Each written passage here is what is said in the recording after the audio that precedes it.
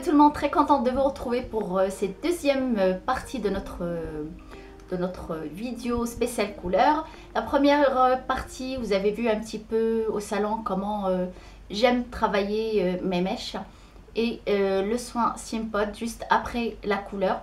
Et puis cette deuxième partie, je vais pouvoir un petit peu vous expliquer certaines choses, comment j'ai commencé, comment j'ai débuté ma couleur. Alors c'est vrai que j'aurais pu, comme on m'a déjà dit, pourquoi j'ai pas fait de vidéo dans toutes ces étapes, parce que tout simplement je m'attendais pas du tout à blondir mes cheveux à ce point là. Je savais pas du tout que j'allais arriver à ce résultat là. Enfin, on va commencer par le commencement avant de faire de vouloir changer carrément de couleur, et surtout si vous passez d'un brun ou d'un châtain foncé au blanc clair, je vous conseille très important d'aller voir votre coiffeur. Ne faites surtout pas votre couleur toute seule. Parce que tout simplement, le blanc, il est très difficile à obtenir. Déjà nous, des fois, les coiffeurs, on a du mal, sur certains types de cheveux ou de base, on a du mal à obtenir le blanc que la personne souhaite. Et aussi, ça dépend de la base, ça dépend de la couleur qui a été faite juste avant par cette personne-là sur ses cheveux. Alors c'est très important, avant de vous lancer dans un changement, allez voir votre coiffeur. Il est plus apte à faire ce genre de travail, et quand même il a les produits nécessaires pour rectifier s'il y a quoi que ce soit qui se passe avec la couleur. Alors comme je vous ai dit, très important d'aller voir votre coiffeur pour le faire. Et moi, ce que je vous conseille personnellement, ce que j'ai fait sur mes cheveux, si vous regardez un petit peu la couleur que j'avais, l'été dernier, j'ai toujours tendance, on va dire juin, à cette période-là, avant de partir en vacances, puisque je pars le soleil, la mer, j'ai tendance à avoir les cheveux qui éclaircissent énormément.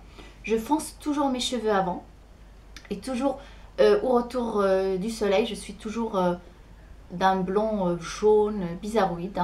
Alors si vous regardez un petit peu mes vidéos de l'année dernière, vous allez voir que j'avais les cheveux foncés. Au retour des vacances, ils étaient un petit peu marrons. Je n'ai rien fait dessus, je les ai laissés naturels comme ça. Et à partir de là, au fur et à mesure, j'ai commencé à éclaircir mes cheveux. Ce que je voudrais vous dire à partir de là, c'est que ne soyez pas pressés quand vous voulez changer votre couleur. C'est vrai qu'en général, quand on veut quelque chose, c'est tout de suite maintenant qu'on a envie de changer. Mais pour ne pas abîmer vos cheveux, pour ne pas les dessécher et pour ne pas être obligé de les couper, surtout si vous avez les cheveux longs, moi ce n'est pas un problème. Vous avez vu que j'ai coupé la longueur, j'avais 3 ou 4 cm. Ils étaient quand même très abîmés. Et il n'y a pas de miracle quand on a les cheveux abîmés. Le seul miracle, c'est les ciseaux. On peut lutter contre le dessèchement, contre la déshydratation, mais les cheveux abîmés, dédoublés, on ne peut pas, vaut mieux les couper. Alors si vous avez des cheveux longs, si vous n'aimez pas trop couper les cheveux, pour éviter justement de passer par la case ciseaux, essayez de faire l'éclaircissement par étapes. N'allez pas trop d'un seul coup. Et moi, c'est ce que j'ai fait. J'ai commencé par faire des mèches, mais pas des mèches avec la poudre éclaircissante, ou plutôt la poudre décolorante, parce que vous savez, tout ce qui décolore, avec de l'eau oxygénée, ça dessèche énormément le cheveu.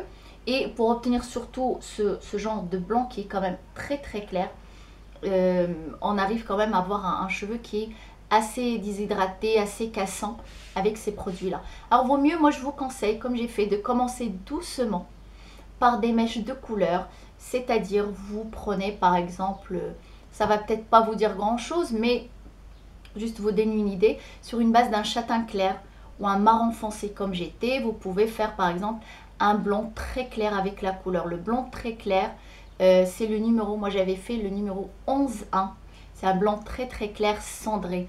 Pourquoi le cendré? Le cendré, c'est justement pour éviter ce côté jaune qu'on peut avoir avec la couleur. Et souvent sur une pigmentation foncée comme la nôtre, on a une pigmentation qui a tendance à tirer vers le rouge. Les Européens, ils ont plutôt une pigmentation cendrée qui tire plus naturellement sur des mèches beaucoup moins jaunes. Et nous, naturellement, on est beaucoup plus rouge. Alors le cendré, on le met dans la couleur pour éviter justement ce côté jaune. Alors vous commencez toujours par des mèches comme ça, dans le papier aluminium. Justement, le papier aluminium, ça permet de chauffer et de faire pénétrer le produit, de faire éclaircir la mèche beaucoup plus facilement. Je vous conseille de commencer par là, faire vraiment quelques mèches, pas trop épaisses pour commencer, plutôt fines, un peu partout. Et un mois après de recommencer les mêmes étapes, toujours avec un blond très très clair, cendré toujours pour éviter d'avoir des reflets rouges ou jaunes. On a toujours un petit peu les reflets dans les tons dorés, ça ce n'est pas grave. C'est au fur et à mesure qu'on va commencer à obtenir cette couleur là. C'est qu'à chaque fois qu'on travaille une mèche sur une autre mèche qui est déjà claire, on va l'éclaircir davantage.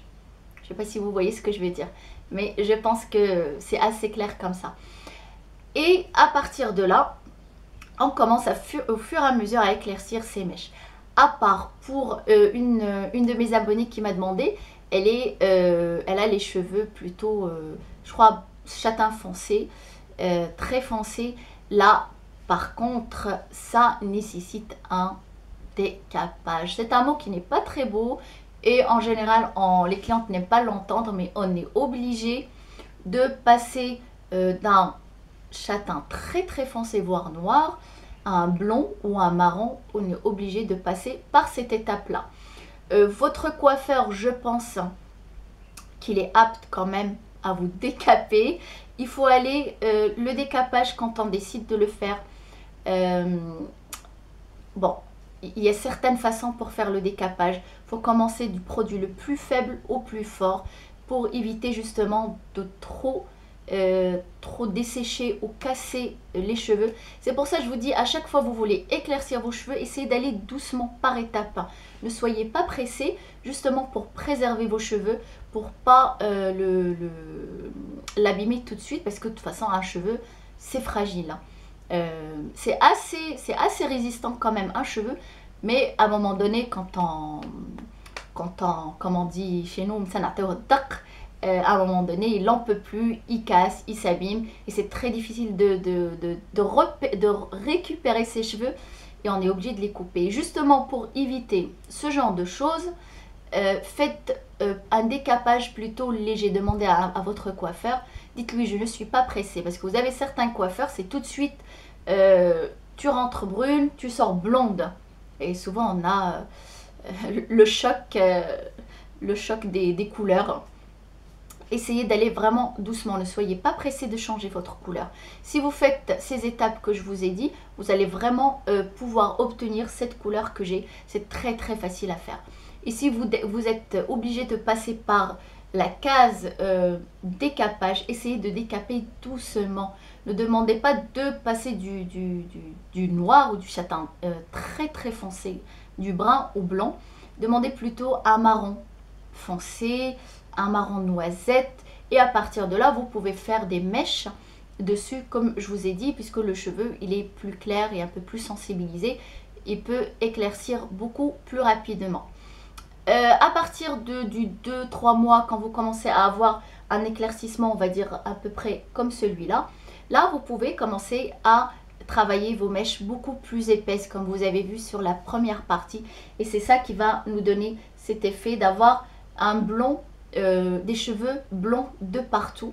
C'est ce côté méché beaucoup plus épais. Mais par contre, ne travaillez pas vos mèches, demandez à votre coiffeur. Je sais que le coiffeur il n'aime pas quand une cliente arrive, elle lui dit je veux ci, je veux ça, il aime bien quand même donner son avis. Faites juste gentiment, demandez-lui gentiment, faites-lui comprendre ce que vous avez envie, ce que vous attendez de lui comme travail. Travaillez des mèches épaisses, mais pas régulières. Je ne sais pas si vous voyez, pas des mèches régulières genre comme ça. C'est vraiment une mèche épaisse là, une autre là, une autre là, un petit peu à la genre je fais ça n'importe comment, mais c'est bien sûr bien travaillé, bien réfléchi, et c'est ce qui va nous permettre de donner, d'avoir cet effet là. C'est comme si en fait on avait les cheveux clairs de partout. Par contre moi quand je fais mes mèches, je les fais jamais de la racine, je m'éloigne toujours de la racine. Et le mieux quand vous travaillez vos mèches, de ne pas les travailler comme ça net. Moi j'avais, je sais pas si vous avez vu sur la vidéo, j'avais une cassure nette comme ça et je n'aime pas ça, je déteste. j'ai dû la refaire un petit peu.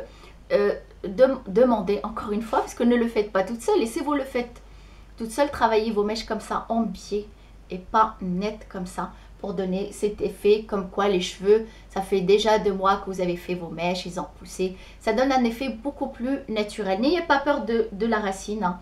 Même si elle reste un peu foncée au début, ce n'est pas grave, hein. Après, on arrive au rinçage. Le rinçage, c'est ce qui va... Moi, j'aime bien faire un rinçage tout le temps après mes mèches. Ça donne un effet genre mes mèches, elles sont pas toutes neuves. Je viens pas de sortir de chez le coiffeur. Ça fait déjà 15 jours que j'ai fait mes mèches. Ça leur donne un effet un peu ancienne, si on veut. Et en même temps, ça permet de déjaunir. Si on a des mèches qui sont restées un peu jaunes, ça permet d'enlever le jaune. Et en même temps, fait comme un...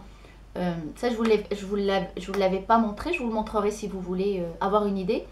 En fait, on en met partout le rinçage sur toute la tête, tous les cheveux.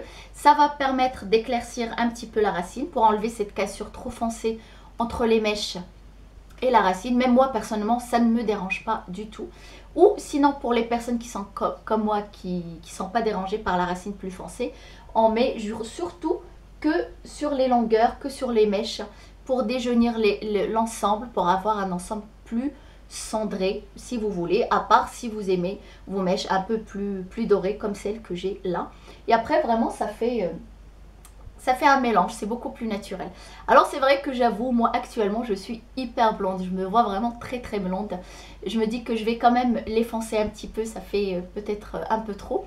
En fait j'aime bien, mais les avis sont un peu partagés. T'en as qui disent oula t'es trop blonde, mais la plupart elles aiment bien. Alors j'étais quand même obligée de les couper pour enlever les pointes abîmées, parce que c'est pas très très joli, c'est pas très très beau un cheveu abîmé. Vaut mieux les couper. Ils sont un petit peu secs, mais ils sont pas très très secs. Mais j'essaye de les soigner, de faire ce qu'il faut. Les soins, c'est très très important. Des bains d'huile, 1 heure avant votre douche ou votre hammam, très important. Ne dormez jamais avec des huiles sur vos cheveux, ça risque de les faire tomber. Souvent, il y a des gens qui mettent des huiles et dorment avec. C'est non, c'est 1 heure, d'accord, 1h30 au maximum.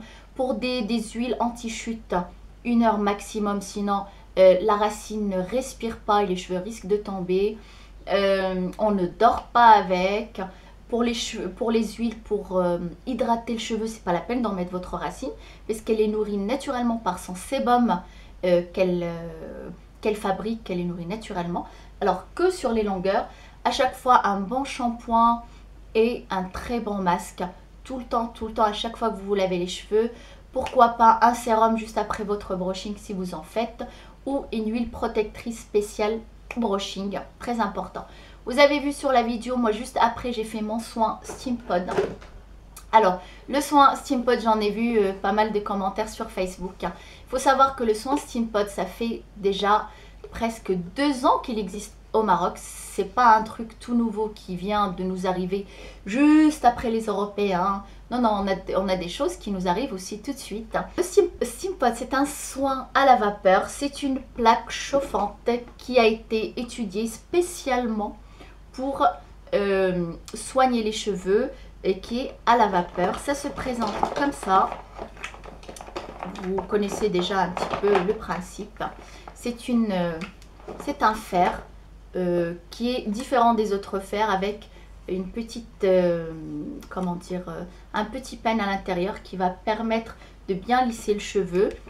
Et c'était en collaboration L'Oréal et Roventa. Vous savez, Roventa, c'est le fer à repasser, puisque souvent quand on repasse, il y a la vapeur qui sort, qui s'échappe du fer. Ben là, c'est un petit peu le même principe. Ça va venir attraper nos cheveux et bien les lisser. On commence par mettre le soin, on les sèche, on va dire à 50%, on laisse un peu d'humidité dedans. On commence par mettre le soin partout. C'est une crème sans rinçage qu'on va mettre partout sur les cheveux, les longueurs. Et on sèche bien à fond. Et après, on va mettre le sérum qui est super. Moi, je le mets tous les 2 jours. J'en mets un peu sur les longueurs. Il est très bien. Le sérum Steam Pod. Et là, on remplit le petit truc, si j'arrive à l'enlever de son emballage. Hop. De l'eau qui va venir se mettre à l'intérieur de l'eau minérale, tant qu'à faire. Et on attend quelques minutes et là, la vapeur va venir s'échapper et bien lisser le cheveu et bien nourrir en profondeur. Et surtout, si vous avez les cheveux longs et vous aimez qu'ils soient bien lisses et ça dure, ça, c'est vraiment l'idéal. Moi, ceci dit, c'est un fer que j'aime le faire sur les autres parce qu'on a un très bon résultat. Mais par contre, sur moi, je n'aime pas parce que c'est quand même assez lourd pour l'utiliser soi-même. Moi, je le trouve trop lourd. Faire, c'est très bien. Mais à faire soi-même à la maison, moi, personnellement, je n'aime pas. Je trouve que c'est trop lourd. Ce que j'ai entendu, c'est qu'ils ont sorti une version spéciale à faire soi-même à la maison. Beaucoup plus léger et beaucoup plus petit. Peut-être, j'ai pas vu de modèle, je ne sais pas. Mais en tout cas, celui-là, moi, je vous conseille. Bon, si vous êtes... si vous aimez faire des choses vous-même, il est vraiment très bien comme soin. En tout cas, le résultat du Steam Pod, il est vraiment très bien. Rien à dire, un bon soin si vous avez les cheveux abîmés à faire chez vous. Et voilà, je crois que je vous ai tout dit. J'espère que j'ai rien oublié. Souvent, souvent, je suis sûre que j'ai oublié de vous dire des choses. Mais ce qu'on va faire, comme je vous ai dit, on va faire une foire aux questions. Allez sur ma page Facebook, posez-moi toutes les questions qui vous passent par la tête, que ce soit au niveau couleur, mèche ou les questions que vous me posez très souvent sur la kératine ou le botox. N'hésitez pas, mettez vos prénoms juste à côté de vos questions et je vous ferai une vidéo spécialement pour répondre à vos questions. Parce que j'en suis sûre que j'ai oublié plein de choses à vous dire. En tout cas, je vous souhaite plein de belles choses. Portez-vous bien, soyez heureuse dans votre vie. Souriez tout le temps. Et puis voilà, plein de bisous. Bye.